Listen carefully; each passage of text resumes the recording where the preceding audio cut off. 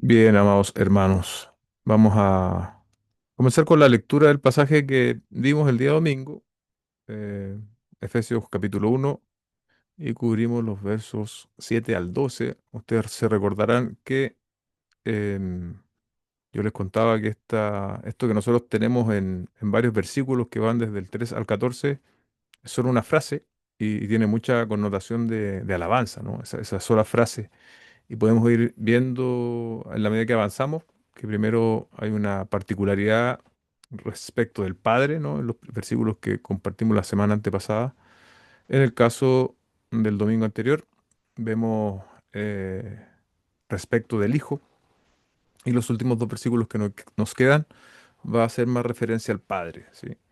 Perdón, al Espíritu Santo, al Espíritu Santo. Entonces ahí podemos ver al Dios Trino, digamos, actuando en la redención nuestra, en la redención de la iglesia.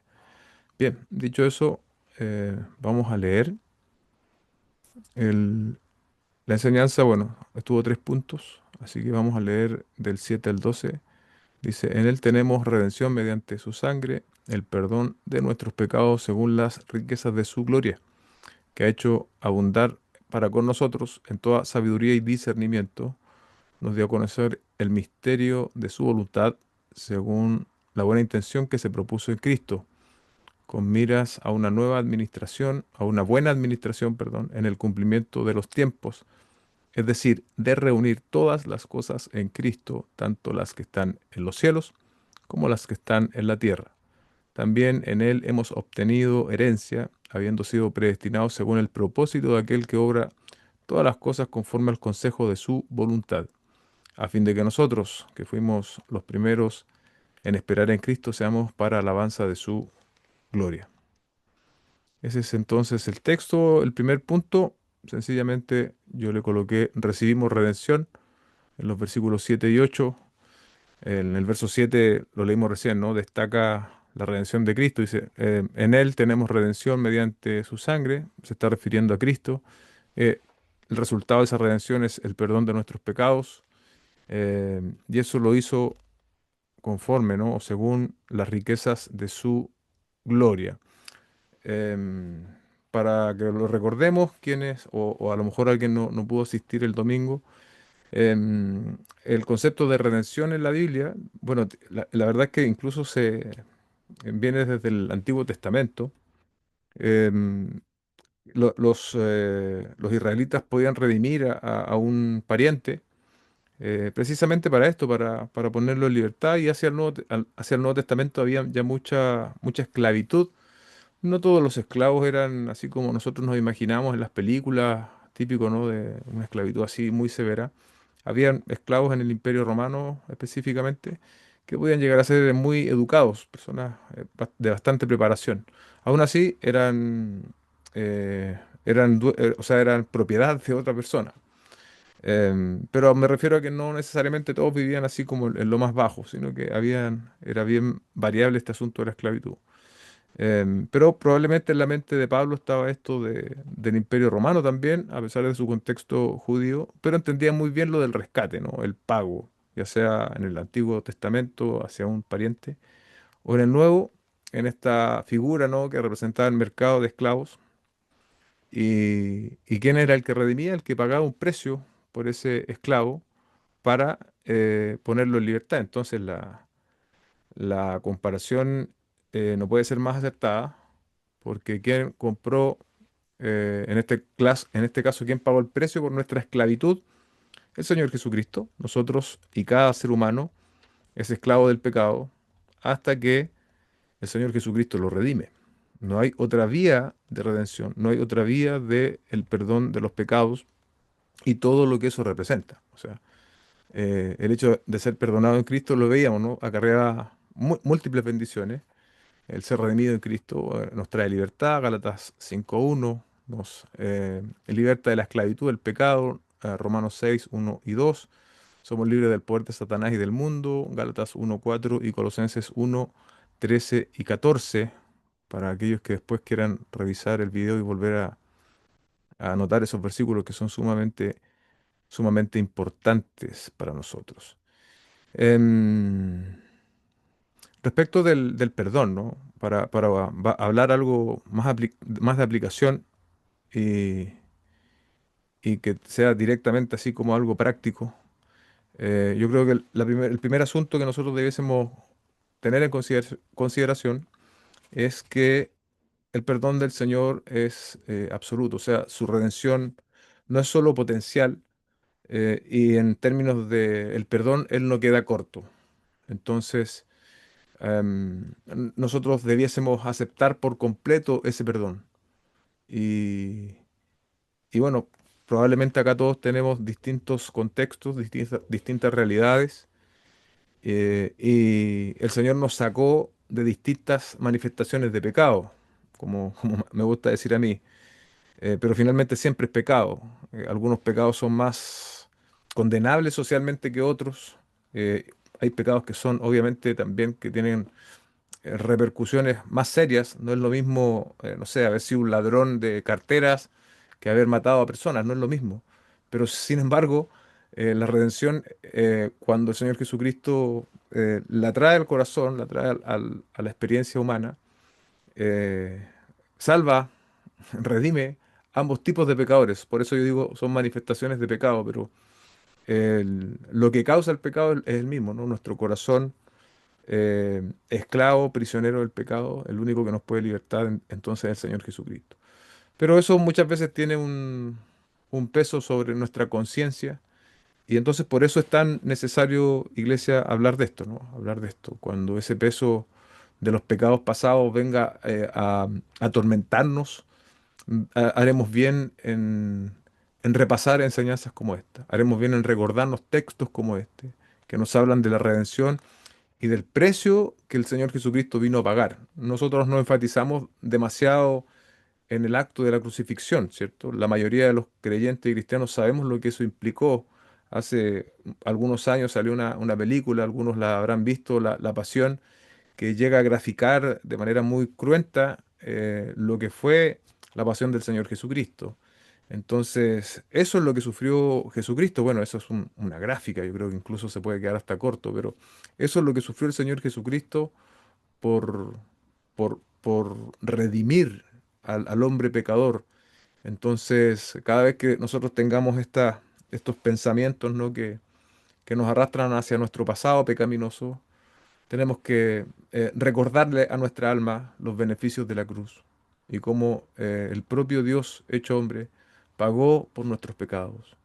Y bueno, primero eso y luego probablemente va a ser necesaria una oración. Eh, Algunos también cantan al Señor.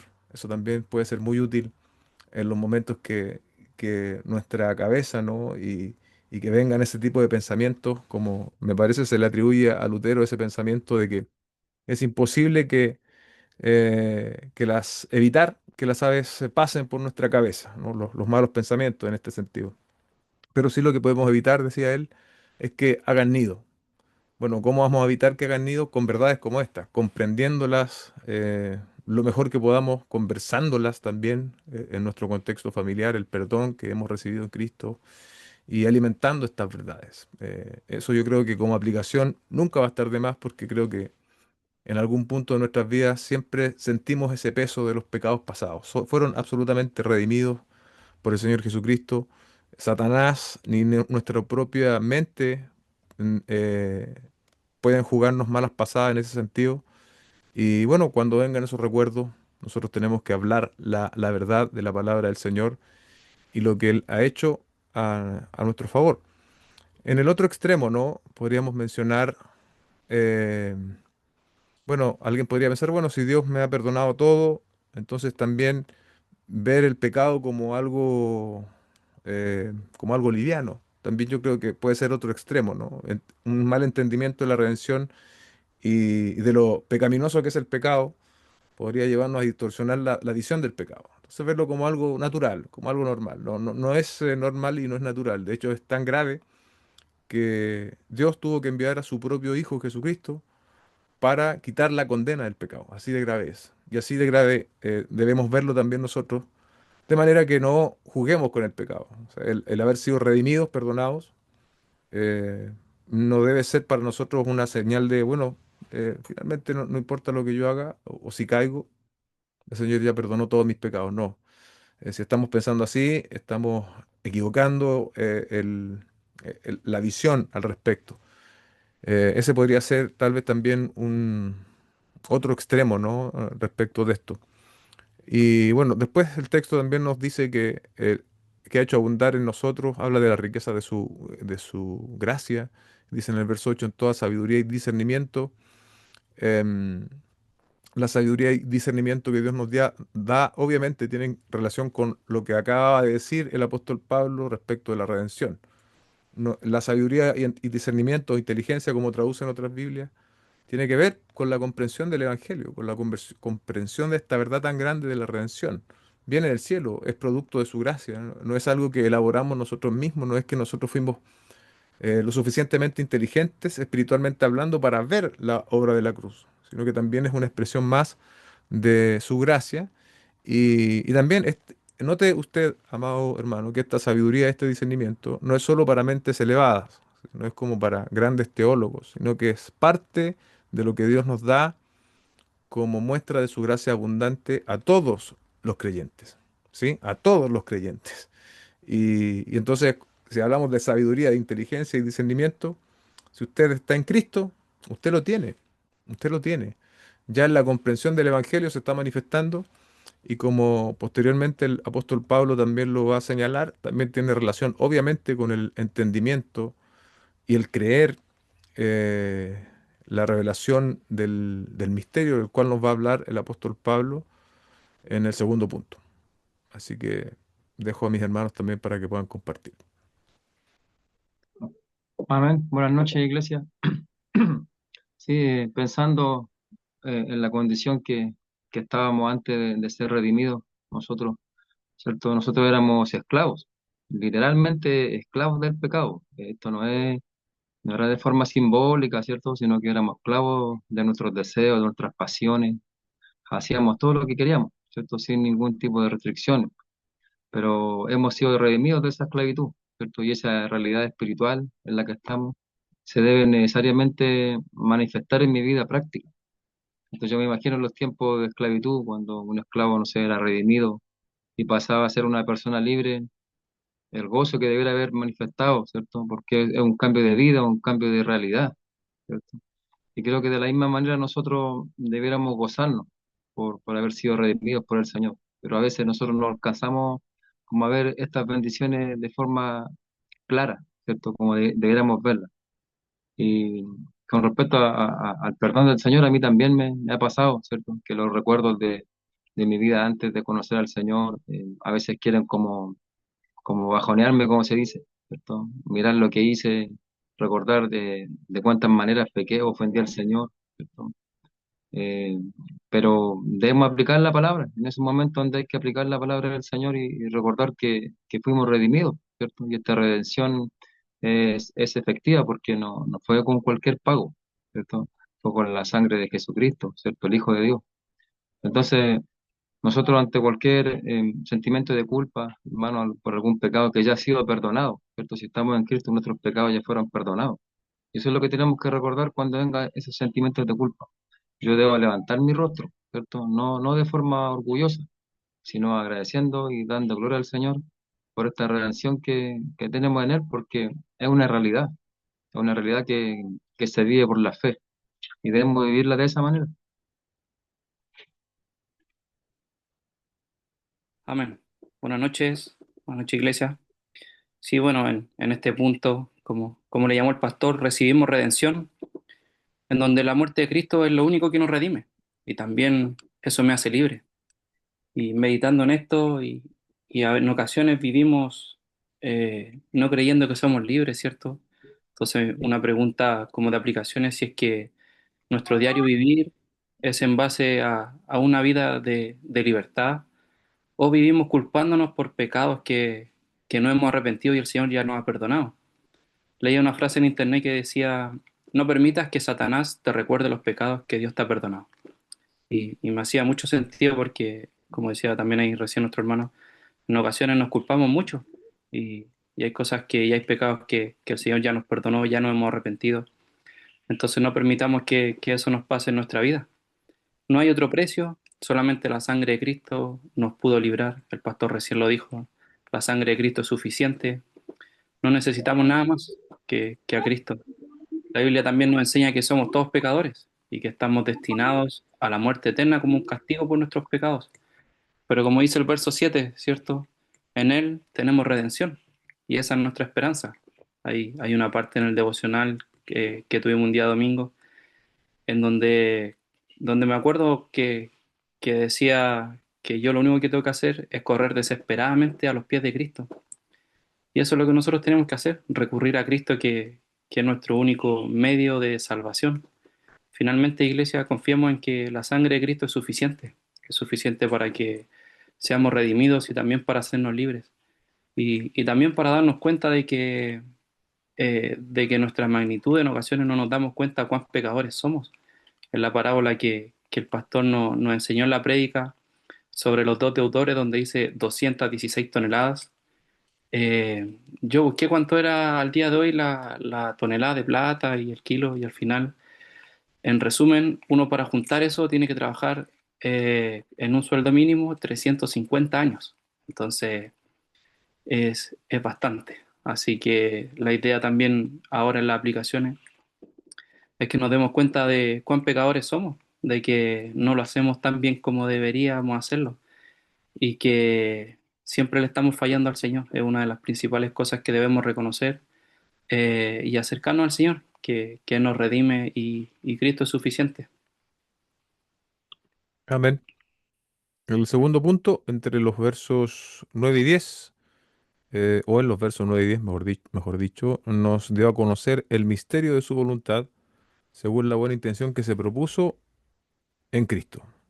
Es enfático el apóstol Pablo, ¿no? Lo hemos dicho respecto de mencionar esas dos palabras que son fundamentales en su carta y en realidad en toda la teología paulina, ¿no? En Cristo. Eso es medular. Si no estamos en Cristo, eh, es como si no existiéramos.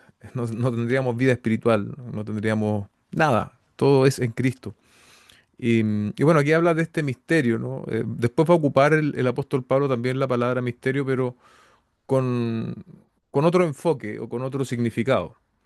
Em, entonces ahora entendemos en los versículos 9 y 10 que lo que yo traté de explicar era un poco complejo, así que quiero repetir algunas cosas que ya dije en la predicación. Lo primero es que la palabra misterio en la Biblia no es como nosotros entendemos hoy día el misterio, no algo que se quiere averiguar, sino que es simplemente algo que había sido velado, ¿sí? Que no era conocido y que ahora ha sido revelado por Dios, en este caso para sus hijos, para la iglesia. En ese sentido, entonces, es que mayormente en el verso 10 es donde va a extender, ¿no? Esto, lo que nos dice el verso 9 de manera muy básica y resumida, es que nos dio a conocer el misterio de su voluntad según la buena intención que se propuso en Cristo. ¿Se dan cuenta? Nos dio a conocer el misterio de su voluntad. ¿Quién? Dios Padre, según la voluntad que se propuso en Cristo. Es decir, eh, nosotros podemos llegar a conocer esta voluntad porque fue, bueno, el decreto soberano de Dios, pero lo llegamos a conocer porque Dios nos dio el acceso a través de Cristo para poder conocer este misterio. ¿Y en qué consiste ese misterio? Uy, se me cerró el PDF. ¿En qué consiste ese misterio? Verso 10, ¿no? Con miras a una buena administración en el cumplimiento de los tiempos, es decir, de reunir todas las cosas en Cristo, tanto las que están en los cielos como las que están en la tierra. Actualmente Jesucristo es la cabeza de la iglesia, ¿sí? De la iglesia. Él es quien gobierna, Él es quien determina en su verdadera iglesia, obviamente. Y esa sujeción, ese dominio lo ejerce a través de su palabra y por su espíritu, que una de los objetivos del Espíritu Santo es glorificar el nombre del Hijo, ¿sí? Eso nos enseña la Biblia. Y Cristo entonces gobierna su iglesia por su Espíritu y por su palabra, pero obviamente todo el universo aún no está sujeto de manera gráfica, ¿no? Podríamos decir que de manera espiritual sí. Cristo es Dios también, pero de manera gráfica, ¿no? Cuando todos se van a someter, cuando todas las criaturas se van a someter, cuando todo el mundo va a ser sujeto de la redención. Y a eso es lo que apunta precisamente el verso 10. Describe la dimensión de todo lo que incluye el misterio, ¿no? Y cómo todo eso va a ser reunido en Cristo. ¿Se acuerdan que yo les decía esa palabra reunir tiene que ver como con un resumen, ¿sí? Como con literalmente extraer a culminación. Así se utilizaba esa palabra en el griego. Entonces, ¿qué es lo que Pablo nos está diciendo acá? Que Dios se propuso reunir en sí mismo todas las cosas en Cristo. La armonía, esa que estaba ya en Edén, ¿no? Donde había una perfecta comunión, primero entre Dios y el hombre, y también con todo lo creado. ¿Se acuerdan que ahí no hay, por ejemplo, predadores y presas? Ahí era todo armónico, ¿no? El texto bíblico nos da testimonio de eso. Entonces, hasta en ese sentido, la creación va a ser redimida, ¿no? En la consumación del reino de Dios.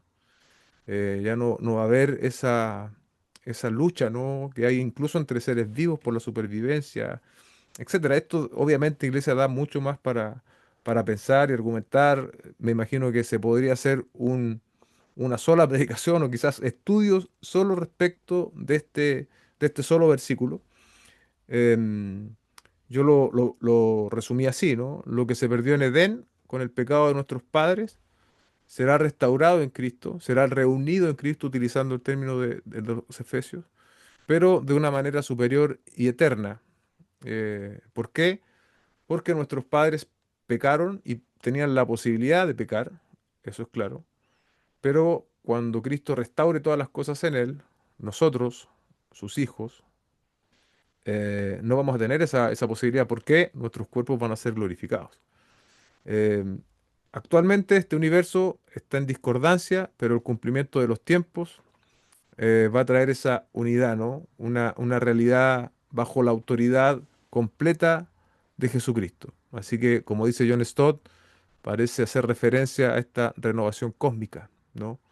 A la regeneración del universo, donde se va a reunir se va a haber visto y manifiesto el señorío de Cristo en la iglesia y en el universo completo. Estarán bajo el gobierno de Cristo. Y bueno, ¿de qué manera esto nos puede afectar a nosotros hoy día en la aplicación? Más allá de la realidad teológica que debe provocar en nosotros expectación y también el querer que esto suceda, ¿no? No tener nuestra mente tanto en las cosas de este mundo, sino que tener siempre la perspectiva de lo eterno en nuestras vidas, en nuestras agendas. Y a veces eso es algo que lamentablemente nosotros no incorporamos de manera muy práctica, ¿no? Y, y el que tiene la agenda incorporada de lo eterno va a estar necesariamente invertido en las cosas de Dios. Cuando una persona cree estas verdades, ¿sí? Eh, va a estar inmersa en los negocios de Dios. Usted no va a tener que andar apurándolo o empujándolo.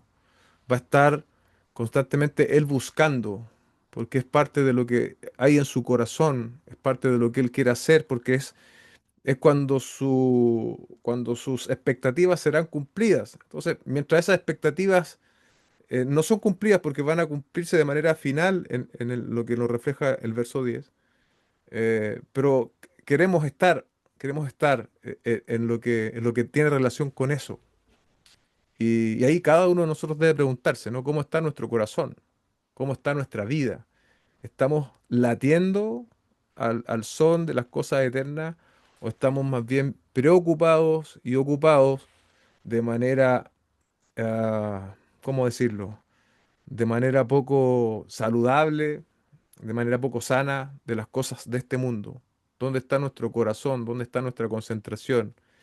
Eso es medular, es un examen que tenemos que hacernos, iglesia, de manera constante y buscar las maneras también de corregir. Lo primero es siempre pedir perdón al Señor y lo otro es buscar también hermanos, personas, consejos que puedan ayudarnos a enmendar el camino y a poner nuestro corazón y nuestra mirada en las cosas celestiales, y no caer en extremos, ¿no? Porque vamos de un extremo al otro. Un día queremos ser 100% entregados al Señor, pasa un tiempo y ya ni siquiera queremos asistir a la iglesia. Entonces, que el Señor nos ayude a, a vivir una vida de madurez, ¿sí? Una vida de madurez, una vida que sabe que tiene que responder efectivamente con los compromisos de esta tierra, pero que no olvida el reino de Dios. Y aquí en teología se habla del ya y todavía no. O sea, hay cosas del reino que ya disfrutamos, ¿sí? Pero hay otras que no, todavía no. Lo que está señalando el verso 10 es parte de ese todavía no, pero nuestra mente debe estar mirando hacia allá, hermanos. Y honestamente yo creo que muchas veces eh, es notorio, es notorio en nuestras actitudes prácticas que no está mirando mucho para allá nuestra mente.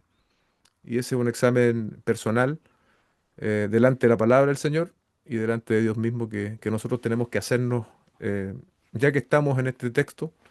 Eso yo creo que podría ser un aporte desde el punto de vista práctico. Dejo también a mis hermanos para que puedan comentar. Amén. Eh, sí, yo la verdad me quedé meditando más en el versículo 9. Se fue lo que estuve meditando, ¿cierto? Versículo 9 donde dice que nos dio a conocer el misterio de su voluntad, según la buena intención que se propuso en Cristo. Yo pensaba durante el día en esta palabra, esta buena intención que se propuso en Cristo. Y precisamente es lo que Dios ha tenido con nosotros desde el principio, ¿cierto? Él siempre ha tenido buenas intenciones. Eh, Vemos que siempre el Señor está buscando al hombre para relacionarse con Él. Ha sido así desde el principio, siempre, ¿cierto? El hombre peca y es Dios quien lo busca una vez más para relacionarse con Él. Y lo vemos, por ejemplo, en la creación, ¿cierto? Dios crea al hombre, le da todo lo necesario para vivir para Él, para glorificarle, ¿cierto? El hombre peca, sufre las consecuencias, ¿cierto? Pero Dios le da una promesa de salvación. ¿Por qué? Porque Dios tiene una buena intención para con el ser humano. De hecho, ahora mismo Dios tiene una buena intención, una actitud favorable para el mundo, ¿cierto? Cuanto más para sus hijos. Entonces, Dios nos redimió, hermano, porque tiene buenas intenciones con nosotros, ¿cierto? Cuando nosotros pecamos y Dios nos disciplina, es porque Dios quiere nuestro bien también, ¿cierto? Entonces, Dios tiene buenas intenciones con sus hijos, así que cuando nosotros estemos pasando momentos difíciles, ¿cierto? Bueno, sería recordar que Dios tiene buenas intenciones con nosotros, ¿cierto? Que aunque no entendamos lo que está pasando, lo que Dios está permitiendo, ¿cierto? Él está orando para su gloria y también para nuestro bien, ¿cierto? Porque Él si ora para nuestro bien, no, Él no ora para nuestro mal. Lo que Él permite no es para hundirnos, ¿cierto? No es para hacernos mal, sino todo lo contrario, para hacernos bien, porque Él tiene buenas intenciones y en eso estuve meditando durante el día y es lo que quería como aplicar a mi vida yo y compartirlo, ¿cierto? Cada vez que esté viviendo alguna situación particular difícil, cualquiera esta sea, yo debo recordar el carácter de nuestro Dios y recordar que Él tiene buenas intenciones para con sus hijos. Eso. Amén.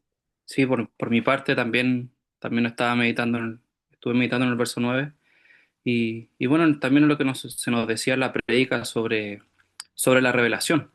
Y es que pensaba en esto que cuando recién me acercaba a la iglesia, lo que más buscaba era como lo oculto, lo llamativo, lo que todavía no había sido revelado. Pero hoy en día lo que debemos entender es que la Biblia es suficiente, de que el Señor nos ha dejado su palabra y eso es lo que nosotros necesitamos. En ocasiones queremos buscarle, como decimos, la quinta pata al gato o buscar dudas donde no la hay.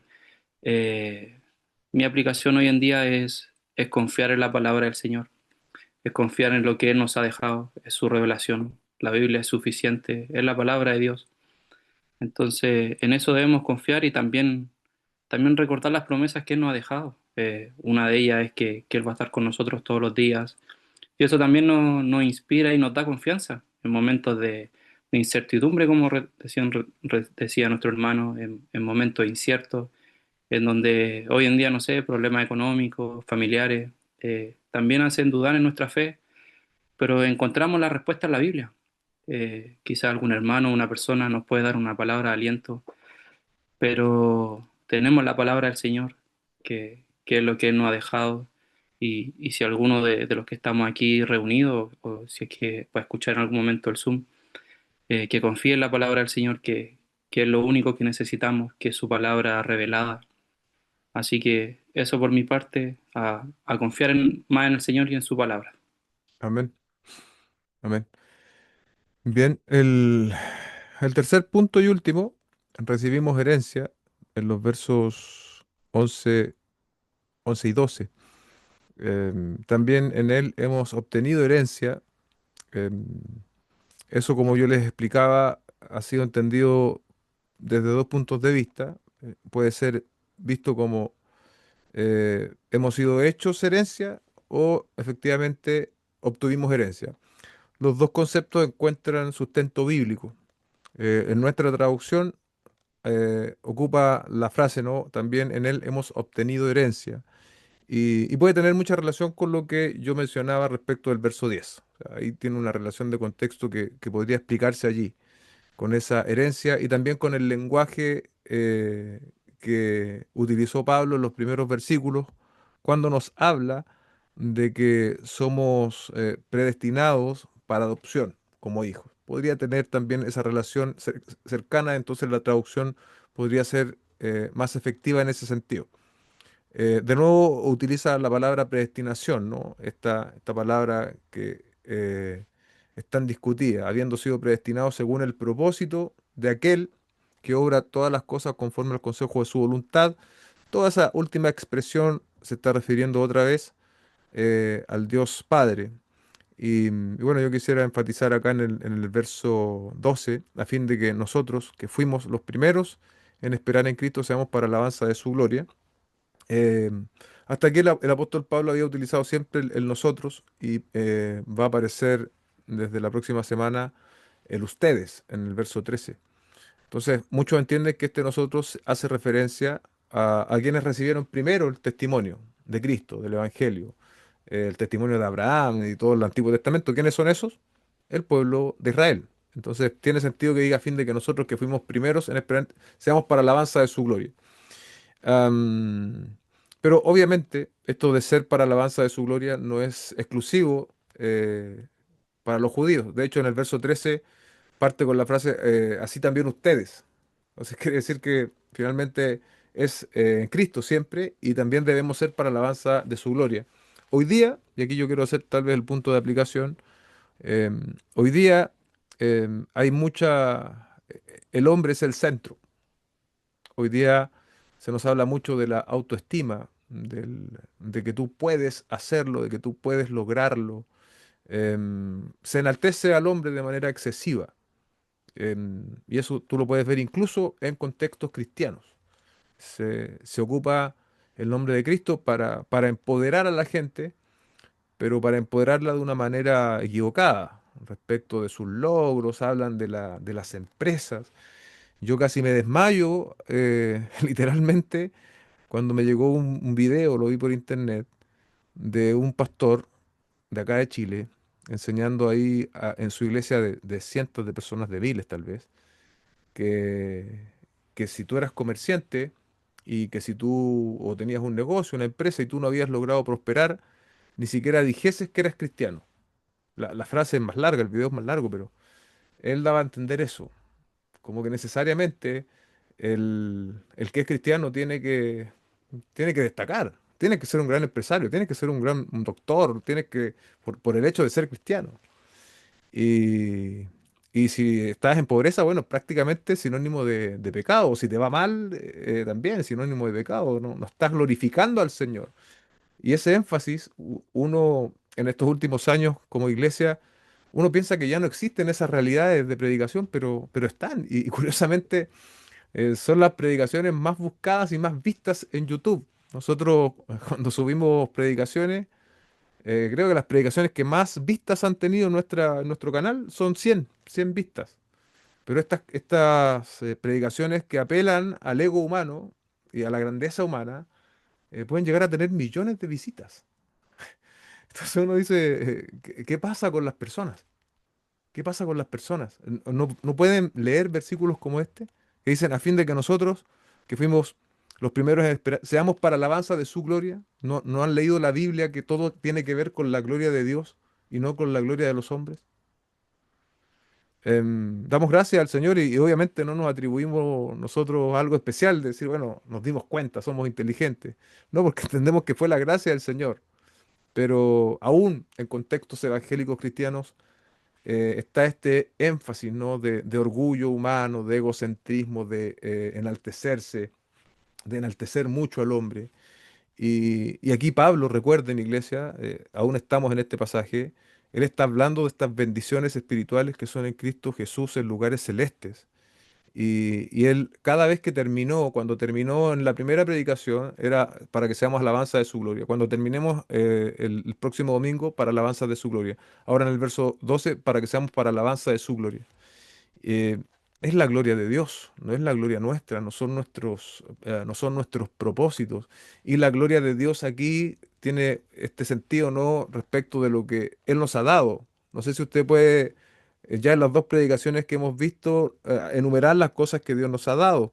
Nos ha escogido para ser santos, nos ha predestinado para ser adoptados hijos, nos ha redimido en Cristo, nos ha dado las riquezas de su gracia, nos ha dado sabiduría y discernimiento, pero eso no tiene que ver con lo que nosotros conseguimos, sino con qué, con la gloria para que seamos para alabanza de su gloria. ¿Se da cuenta? Que todo, el enfoque es Dios en nuestra salvación y de manera práctica también en nuestro vivir. Si el día de mañana tú consigues algo, no sé, te va bien en algo, te va bien en un negocio, o te ascienden en tu trabajo y Dios te prospera económicamente, todo es para la gloria de Dios. Todo es para la gloria de Dios. Si Dios te da una mejor oportunidad, tú tienes que buscar la manera práctica de que esa oportunidad glorifique su nombre. Ya sea que vas a estar en un lugar donde no hay cristianos, entonces vas a tener la oportunidad de testificar allí el Evangelio, o si vas a tener más recursos, el modo en que esos recursos también van a ser útiles para el reino de Dios, pero tiene que ser para la gloria de Dios. Si estas cosas eternas, grandiosas, que tienen que ver con la salvación y con nuestra redención, con lo que Dios ha hecho a nuestro favor en Cristo, son para la gloria de Dios, ¿cuánto más las cosas terrenales y pasajeras? Entonces todo debe ser para la gloria de Dios, iglesia. Me quedo ahí con esa idea. Amén. Sí, esta herencia que nosotros hemos recibido, ¿cierto? Todas estas bendiciones espirituales, todo lo que tenemos en Cristo debe provocar en nosotros adoración, hermano, adoración y obediencia. Nuestra vida completa debiera ser para alabanza de su gloria, como dice el versículo. Pero sabemos que no es así muchas veces, hermano. Muchas veces pecamos en ese sentido y nos vivimos de forma completa para la gloria del Señor y lo primero que tenemos que hacer es reconocer eso para poder cambiar, ¿cierto? Debemos recordar que el propósito de exponernos, hermanos, a estas verdades espirituales no es para que nosotros seamos hombres y mujeres más intelectuales, ¿cierto? Con más información, sino que esto debe provocar en nosotros obediencia, adoración, anhelar vivir para la gloria del Señor, una vez entendiendo estas verdades, ¿cierto?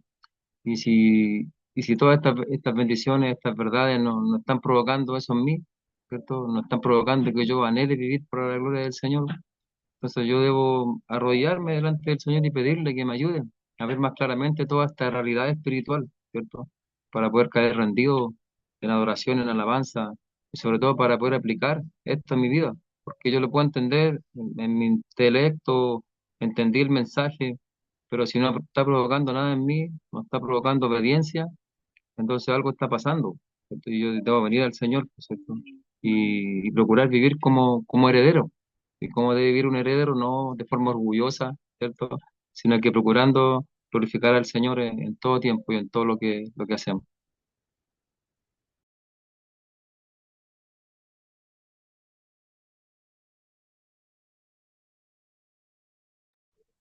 Amén. No había podido activar el micrófono. Sí, bueno, en este punto también yo tenía bien detallado relacionar esto también con con la gloria, ¿cierto? Que solemos como hombres llevarnos y ahí el pastor decía en la prédica sobre cuál es la respuesta natural que uno debe tener. Y es que uno naturalmente lo que debe hacer es darle la gloria a Dios. Y eso es lo que nosotros debemos hacer y no olvidamos, ¿cierto? Por lo general, a uno le gusta y lo que el pastor decía, como las visitas en YouTube, en Internet, es lo más llamativo, es lo que más se vende, es lo que más a uno como persona, no digo personalmente, pero como que le gusta, le llama la atención, que es como te tengo algo especialmente para ti y eso es lo que finalmente vende. Recuerdo una vez a una persona que estaba en una radio cristiana y, y que él en una de sus primeras palabras ahí decía, sacamos la Biblia de este estudio, como, como aludiendo que no va a ser algo formal. Al final, la Biblia es lo que tenemos, cómo se relaciona con el punto anterior. Eh, en Romanos 1:21 dice, pues aunque conocían a Dios, no lo honraron como a Dios, ni le dieron gracias, sino que se hicieron vanos en sus razonamientos, y su necio corazón fue entenebrecido.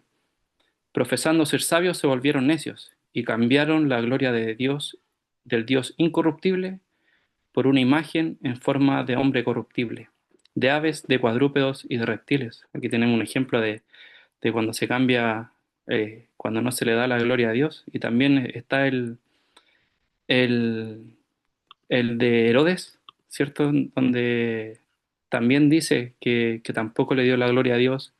Versículo, esto es Hechos 12, versículo 23. Al instante, un ángel del Señor lo hirió por no haber dado la gloria a Dios, y Herodes murió comido de gusanos.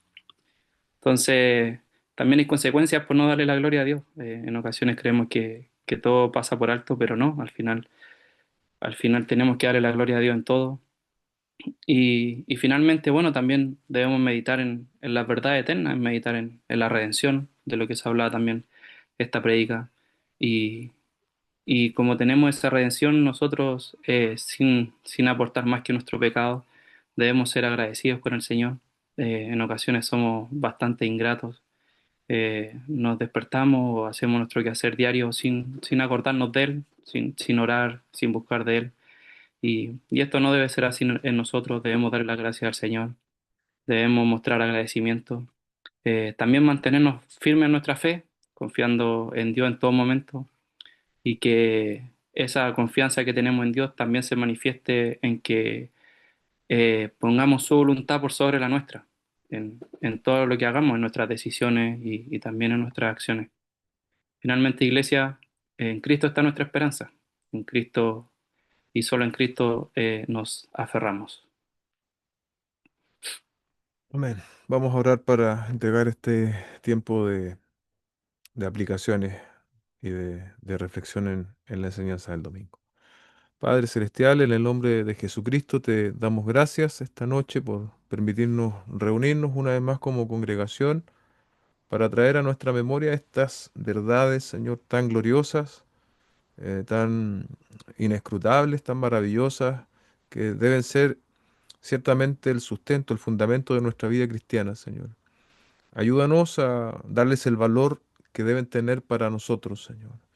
Y que estas verdades, Señor, no solo sean teoría en nuestro corazón, sino que estén profundamente arraigadas en Él, pero que también se puedan manifestar. Como han dicho mis hermanos, en gratitud, Señor. No puede ser que alguien que reciba un premio de millones, quede impávido, bien digo, sin reacción. Nosotros los creyentes hemos recibido mucho más que un premio de millones de millones. Hemos recibido en Cristo bendiciones espirituales que sobrepasan el entendimiento humano. Y eso debiese entonces cambiar nuestra actitud, Señor. Haznos hombres y mujeres más agradecidos, Señor. Tal como el apóstol Pablo, desde ese encarcelamiento domiciliario en Roma, fue capaz de escribir, inspirado por tu espíritu, estas verdades en un lugar que tal vez hubiese sido más un contexto para la queja, pero él no tenía su mente y su corazón en las cosas de este mundo, Señor. Él estaba, Señor, abrazando, Señor, tu evangelio. Él estaba sumergido en tu evangelio, Señor. Él había sido, su mente estaba cautiva a ti, Señor, en todos los afectos y aspectos de su vida, Señor. Y eso hacía que él pudiese ser este instrumento, este canal para recibir también esta inspiración. Pero también él fue parte, ¿no?, de esta escritura, Señor. Te damos gracias y te pedimos que nuestro corazón pueda avanzar hacia allá. Sabemos que estamos algo distantes, Señor, de llegar a ser como el apóstol Pablo, pero te pedimos, Señor, que tú nos encamines hacia allá y que cuando en el camino nos distraigamos, cuando en el camino nos desviemos, Señor, tú nos hagas ver que estamos equivocados, ya sea a través de medios humanos, Señor, a través de nuestra esposa, esposo, a través de algún consejo de un amigo, de un hermano en la fe, o tal vez al estar leyendo la Biblia seamos confrontados, Señor, que necesitamos volver a calibrarnos, Señor. Si hay aquí entre mis hermanos, Señor, eh, hermanos, hermanas que están sintiendo o se están percibiendo con esta falta de calibre en los asuntos tuyos, que no están apreciando de manera correcta las inescrutables grandezas de tu gracia y las bendiciones espirituales en Cristo. Yo te ruego, Dios, que sus ojos puedan ser abiertos, Señor, que su sensibilidad pueda ser despertada y que tú trates de manera personal con cada uno, Señor, para que vuelva a sentir el vigor, Señor, la fuerza de una vida espiritual que late por la obra que tú has hecho a través de Cristo. Te damos gracias, te bendecimos en el nombre de nuestro Señor Jesucristo. Amén y amén.